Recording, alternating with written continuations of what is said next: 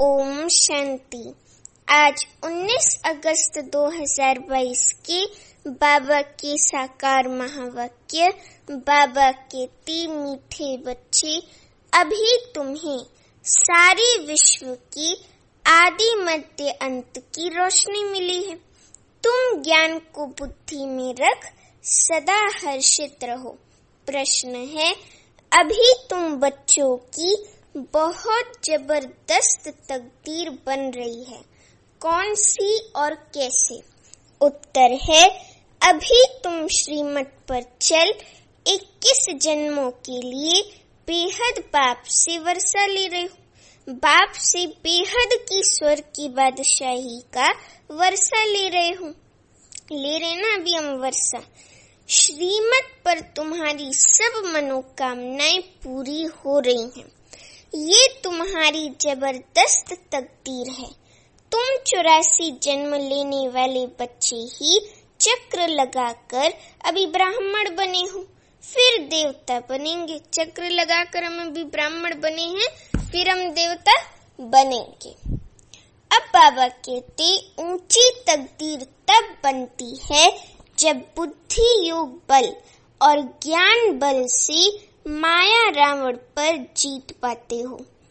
तुम्हारी बुद्धि में है कि हम बाप के पास आए हैं अपनी तकदीर बनाने, अर्थात लक्ष्मी नारायण पद पाने। गीत है, तकदीर जगा कर आई हूँ, एक नई दुनिया बसा कर लाई हूँ। बाबा कहते, ओम शांति।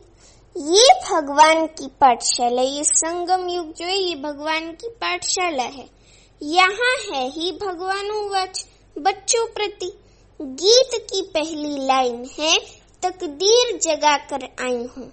इस ईश्वरीय पाठशाला व बेहद बाप की पाठशाला में भगवान तो एक कोई कहा जाता है। भगवान अनेक नहीं होते हैं। सभी आत्माओं का बाप शिव बाबा एक है। अब एक बाप और अनेक बच्चों का ये है संगठन व मेला, ज्ञान मेला, ज्ञान सागर और ज्ञान नदियाँ। पानी के सागर को ज्ञान सागर नहीं कहेंगे। ज्ञान सागर से ये ज्ञान नदियाँ निकलती हैं, उनका ये मेला है। वे है भक्ति, ये है ज्ञान। ज्ञान को कहा जाता है ब्रह्मा का दिन, सतयुग त्रेता, और भक्ति है रात द्वापर कलयुग। सतयुग त्रेता में है ही सदगति, सुख धाम में जाना होता है। सदगति तो एक बाप शिव बाबा ही करेंगे, वे है सदगति दाता। तुम्हारी अब सदगति हो रही है, अर्थात पतित से पावन बन रहे हो। राजयोग सीख तमो प्रधान से सतो प्रधान बन रहे हो। सतो प्रधान बनेंगे तभी स्वर्ग सतयुग में जाएंगे। फिर सतो प्रधान से तमो प्रधान में तुम कैसे आते हो? ये चक्र है ना। भारत स्वर्ग था, उसमें लक्ष्मी नारायण का राज्य था। अभी तक भी मंदिर आदि बनाते रहती हैं। सतयुग में ये थे जरूर, अभी तो कलयुग है। सतयुग में यथा महाराजा महारानी तथा प्रजा पावन थे। लक्ष्मी नारायण को महाराजा महारानी कहा जाता है। बचपन में वे महाराज कुमार श्री कृष्ण और महाराज कुमारी राधे थी। आज कहती हैं कृष्ण जन्माष्टमी है। देखो, कल और आज कृष्ण जन्माष्टमी है, तो बाबा भी कहते कि आज कहती हैं कृष्ण जन्माष्टमी है। अब अष्टमी क्यों कहा है? अब जन्मा और अष्टमी क्यों कहा है? शास्त्रों का भी जो सार है वे तुमको समझाया जाता है। चित्रों में भी दिखाते हैं कि विष्णु की नाभि से ब्रह्मा निकला। अब देखो, किसकी नाभि से इतना बड़ा मनुष्य तो निकल नहीं सकता, ये तो पॉसिबल नहीं है। और विष्णु की नाभि से ब्रह्मा निकला, ये ठीक बात नहीं है। ऐसे नहीं कि विष्णु बैठ ब्रह्मा द्वारा शास्त्रों का सार समझाते हैं, नहीं। परम पिता परमात्मा शिव परम धाम से आकर ब्रह्मा तन का आधार ले तुमको ये राज समझाते हैं।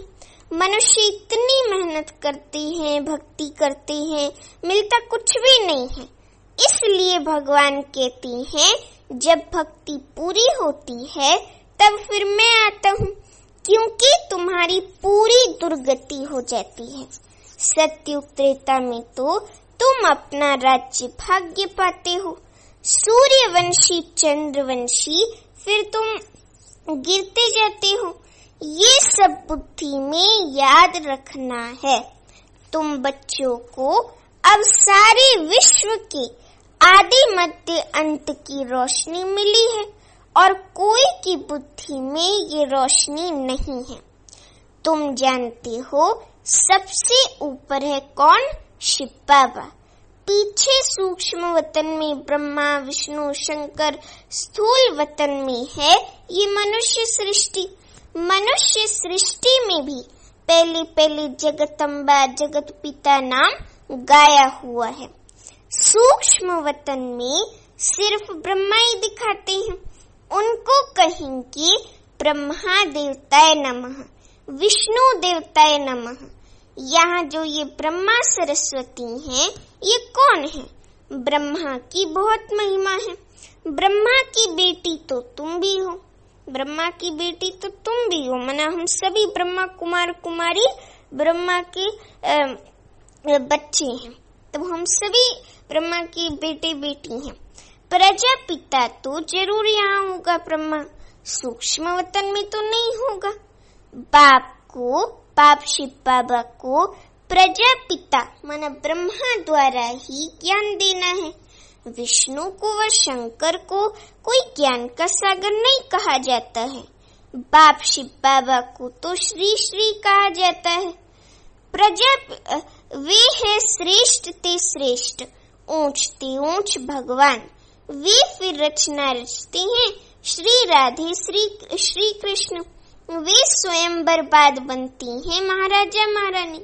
वे स्वयंवर बाद बनती हैं महाराजा श्री नारायण और महारानी श्री लक्ष्मी।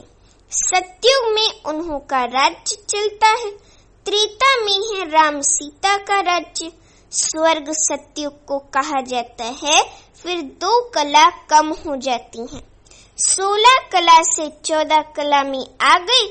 फिर द्वापर से भक्ति मार्ग शुरू होता है। अभी बाप कहती हैं तुम बच्चों को मैं सदगति में ले जाता हूँ। भारत पावन था, फिर पतित किसने बनाया? रावण ने। इसलिए शिव बाबा कहते कि मुझे ही कल्प कल्प आना पड़ता है, पतितों को आकर पावन बनाना पड़ता है। तुम यहाँ आए हो तकदीर बनाने, अर्थात विश्व का मालिक बनने। बाप समझाती हैं ये बुद्धि में रखो, तुम ही सो देवी देवता थे, अब ब्राह्मण बने हो, फिर देवता बनेंगे। बाबा कहते ये बाजोली है, पहले पहले है चोटी, उसके ऊपर में है शिव बाबा। फिर ये ब्राह्मणों की रचना रची, अडॉप्ट किया। जैसे बाप शिव बाबा नहीं, जैसे बाप बच्चों का पिता है लौकिक में, तो वे हुए हद के पिता, और ये शिव बाबा है बेहद का। प्रजापिता ब्रह्मा को ग्रेट ग्रेट ग्रैंडफादर कहा जाता है। इस संगम पर उनकी महिमा है, जबकि शिव बाबा आकर एडॉप्ट करते हैं ब्रह्मा सरस्वती और तुम बच्चों को। अभी फिर तुमको पावन बना रहे हैं। तुम जानते हो हम बाप शिव बाबा से फिर से स्वर्ग की बादशाही का वर्षा लेने आए हैं, कल्प कल्प लेते आए हैं। फिर जब रावण राज्य शुरू होता है तो गिरना शुरू होता है, अर्थात पतित से पावन बनती हैं। अब सारी सृष्टि में रावण राज्य है, सब दुखी हैं, शोक वाटिका में हैं। सत्युग में तो दुख की बात ही नहीं होती। आज है श्री कृष्ण जन्माष्टमी। कहती हैं देवकी को 8वां नंबर बच्चा श्री कृष्ण पैदा हुआ, फिर यशोदा और नंद ने उनको एडॉप्ट किया, ऐसे स्टोरी बताते हैं। अब 8वां नंबर कृष्ण जन्म लेगा क्या? कृष्ण का जन्म तो होता है सतयुग में। वे तो वैकुंठ का फर्स्ट प्रिंस है, 8वां नहीं, फर्स्ट प्रिंस है। उन्हें फिर द्वापर में ले गए हैं और बताते हैं उनका जन्म जेल में होता है। अब ये सारी कहानियां रॉन्ग हैं। बाबा कहते हैं कि वे तो वैकुंठ का फर्स्ट प्रिंस है, यहाँ कोई जेल वेल कुछ नहीं होता। उन्हें फिर द्वापर में ले गए हैं, तो ये गपोड़ा हुआ ना। अब तुम बच्चे जानते हो कि अभी वे आत्मा अंतिम जन्म में ब्रह्मा के रूप में पढ़ रही है। सतयुग में कृष्ण के माँ बाप को 8 बच्चे तो होते नहीं हैं। ये शास्त्र भी ड्रामानुसार सब पहले से ही बने हुए हैं। अब बाप शिव बाबा सभी शास्त्रों का आकर के सार समझाती हैं। भगवानुवाच तुमको ये ज्ञान सुनाते हैं। इसमें गीत व श्लोक आदि की बात नहीं, ये तो पढ़ाई है ना। बाकी ये शास्त्र आदि सब भक्ति मार्ग की सामग्री है। भक्ति शुरू होने से ही पहले पहले शिव बाबा का सोमनाथ मंदिर बनाते हैं। पहले होती है शिव बाबा की अव्यभिचारी भक्ति, और ये है शिव बाबा का अव्यभिचारी ज्ञान, जिससे तुम पावन बनते हो। भक्ति के बाद वैराग्य गाया जाता है। तुमको इस सारी पुरानी सृष्टि से क्या है? बेहद का वैराग्य है। तुमको इस सारी पुरानी सृष्टि से वैराग्य है। पुरानी सृष्टि जरूर विनाश हो, तब फिर नई उत्स्थापन हो। ये वही महाभारत लड़ाई है जो कल्प पहले भी हुई थी। मूसल आदि नेचुरल कैलेमिटीज जो हुई थी वे फिर होनी है। देवताएं कभी पतित दुनिया पर पैर नहीं रखते हैं। महालक्ष्मी का आह्वान करते हैं। हर वर्ष उनसे धन मांगते हैं। लक्ष्मी नारायण दोनों इकट्ठे हैं। महालक्ष्मी को 4 भुजा दिखाते हैं। दीपमाला पर उनकी पूजा करते हैं। हर वर्ष भारतवासी भीख मांगते हैं। ये लक्ष्मी नारायण है विष्णु के 2 रूप। मनुष्य इन बातों को कोई जानते नहीं। इस समय है प्रजापिता आदि देव और जगदम्बा आदि देवी मम्मा। अभी श्रीमत पर तुम्हारी सब मनोकामनाएं पूर्ण होती हैं। 21 जन्मों के लिए तुम राज्य भाग्य लेते हो। ये ब्रह्मा है साकारी पिता और शिव बाबा है निराकारी पिता। वर्षा तुमको उनसे मिलना है। स्वर्ग की बादशाही का वर्षा तुमको उनसे मिलना है। वे है स्वर्ग का रचयिता। तुम 21 जन्मों के लिए वर्षा पा रहे हो। कितनी जबरदस्त तकदीर है। ये भी जानते हो आएंगे यहाँ वही जिन्होंने 84 जन्मों का चक्र लगाया है। वही आकर ब्राह्मण बनेंगे। ब्राह्मण ही फिर देवता बनेंगे। अभी तुम बच्चे किसकी जयंती मनाएंगे? तुमको लक्ष्मी नारायण की मनानी पड़ेगी ज्ञान सहित। वे छोटेपन में है राधे कृष्ण, तो दोनों की मनानी पड़े। सिर्फ कृष्ण की क्यों? वो तो कृष्ण को द्वापर में ले गए हैं और राधा को उनकी गोपी दिखाया है। राधे और कृष्ण तो दोनों अलग अलग घर के, अलग अलग राजधानी के हैं। फिर मिलते हैं तो दोनों की इकट्ठी मनानी चाहिए। नहीं तो समझते नहीं है कि कृष्ण का जन्म कब हुआ। तुम अब समझते हो कि कृष्ण का जन्म सतयुग आदि में हुआ था। राधे का भी सतयुग आदि में कहेंगे। कर के 2-4 वर्ष का अंतर होगा। तुम्हारे लिए सबसे सर्वोत्तम तो है शिव जयंती। बस मेरा तो एक शिव बाबा, दूसरा न कोई। तुम अब देवता बन रहे हो। लक्ष्मी नारायण राम सीता बन रहे हो। ये भी समझाया है कि राम सीता को क्षत्रिय चंद्रवंशी क्यों कहा जाता है। जो ना पास होते हैं वे चंद्रवंशी घराने में आते हैं। ये है माया के साथ युद्ध। रावण पर विजय प्राप्त करते हो।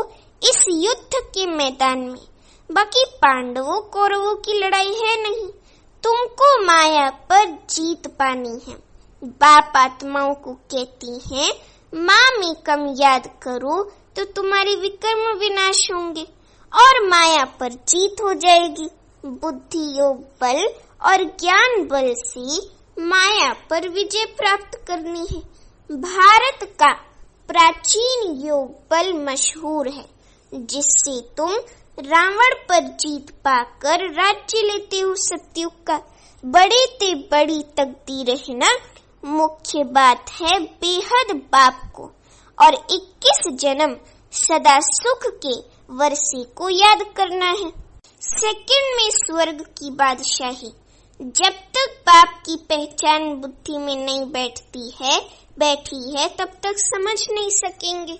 यहाँ कोई साधु संत आदि नहीं है, न कोई गीता व शास्त्र आदि सुनाते हैं जैसे साधु लोग सुनाते हैं। गांधी भी गीता सुनाते थे और फिर गाते थे, पतित पावन सीताराम। अब गीता तो भगवान ने गाई। अगर गीता का भगवान कृष्ण था तो फिर राम सीता को क्यों याद करते थे? वास्तव में सीताएं तुम हो और राम है निराकार भगवान शिव बाबा। सभी भगत हैं, पुकारते हैं हे राम हे भगवान, आप आकर हम सीताओं को पावन बनाओ। फिर रघुपति राघव राजा राम कह देते हैं, सुनी सुनाई बातों को पकड़ लेते हैं। फिर गंगा को पतित पावन क्यों कहते हैं? भक्ति मार्ग में बहुत गंगा में जाते हैं, बहुत वहाँ जाते हैं। वर्ष वर्ष मेला लगता है, वहाँ जाकर बैठते हैं। तुम बैठी हो ज्ञान सागर शिव बाबा के पास। वे फिर पानी में जाकर स्नान करके आते हैं। पावन तो बनते नहीं, पतित ही बनते आए हैं। तुम तो अभी ज्ञान मार्ग में हो, तुम अभी वहाँ नहीं जाएंगे। सच्चा संगम ये है। जबकि आत्माएं परमात्मा अलग रहे बहुकाल, परम पिता परमात्मा से बहुत समय से कौन बिछुड़ते हैं? वही जो पहले सतयुग में थे। तो फिर जरूर उनसे ही पहले भगवान मिलेंगे, पहले वही आएंगे। यहाँ जरूर पढ़ना पड़े। जो स्कूल में नहीं आएंगे तो वे क्या सुनेंगे? गुये पॉइंट्स कैसे समझेंगे? कोई कहती है फुर्सत नहीं, बाप कहती हैं ये है सच्ची कमाई, वे है झूठी। तुम तो पदम पति बनते हो, बाकी इस समय ये तो झूठी साहूकारी है।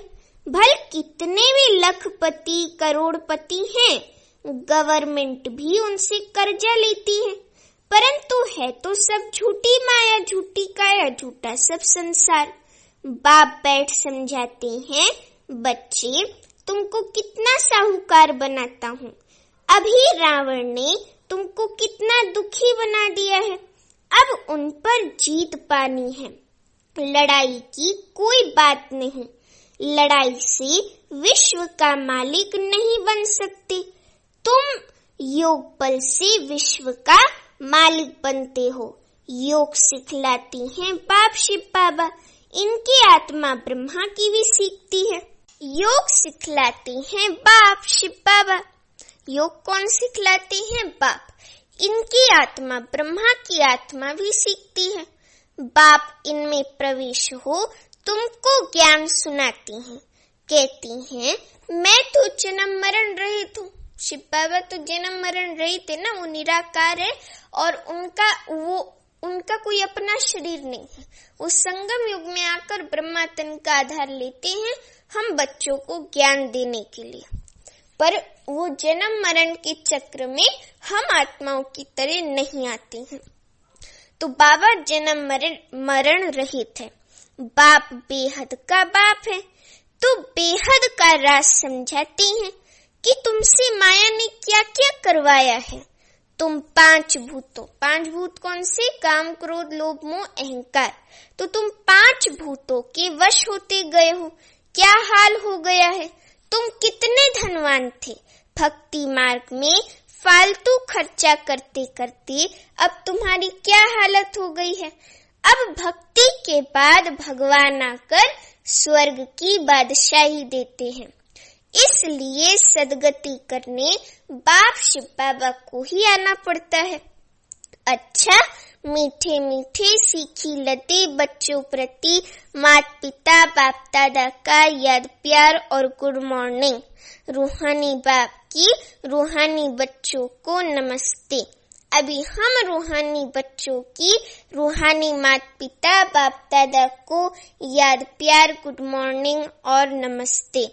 अभी धारणा के लिए मुख्य सार। पहली पॉइंट, पद्मा पदम पति बनने के लिए सच्ची कमाई करनी है। पढ़ाई में समय का बहाना नहीं देना है। ऐसे नहीं कि पढ़ाई के लिए फुर्सत नहीं, रोज पढ़ना जरूर है। दूसरी पॉइंट, एक बाप की अव्यभिचारी याद में रहे आत्मा को सतो प्रधान बनाना है। मेरा तो एक शिव बाबा दूसरा न कोई, यही पाठ पक्का करना है। वरदान है, सदा एक बाप के स्नेह में समाये हुए सर्व प्राप्तियों में संपन्न और संतुष्ट भव। सदा एक बाप के स्नेह में समाये हुए सर्व प्राप्तियों में संपन्न और संतुष्ट भव। अभी वरदान का स्पष्टीकरण है, जो बच्चे सदा एक बाप के स्नेह में समाये हुए हैं, बाप उनसे जुदा नहीं और वे बाप से जुदा नहीं।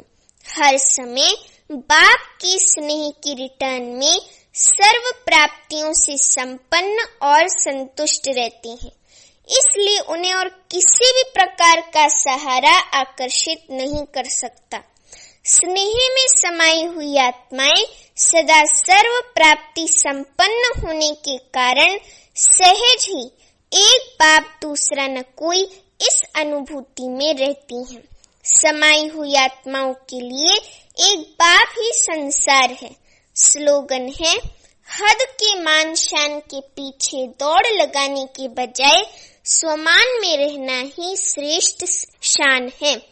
हद के मान शान के पीछे दौड़ लगाने के बजाय स्वमान में रहना ही श्रेष्ठ शान है। अच्छा, ओम शांति।